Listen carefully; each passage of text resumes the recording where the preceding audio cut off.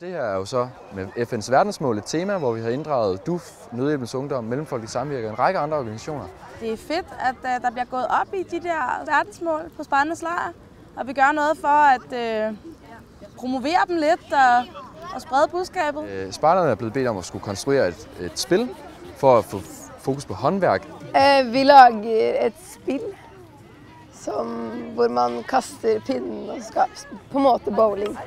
Det har været morsomt. Det har været veldig spændende at høre. Spejderne får lov til at lave mad, der ikke bare er prøv at spise en orm eller lige prøv at spise noget fremmed, men hvor det handler om rent faktisk at lave reelt god mad med insekter. Vi er i gang med at lave sådan en tomat, løg og buffalo-orme kompot. Det er jo til verdensmålet Stop Sult, for at sætte fokus på, at vi kan rent faktisk udrydde fattigdom og stoppe sult fuldstændig. I hvert fall jeg vet veldig mye om det som skjer her, i hvert fall de unge som ikke vet om alt det med det som skjer i verden, alt det som er dumt.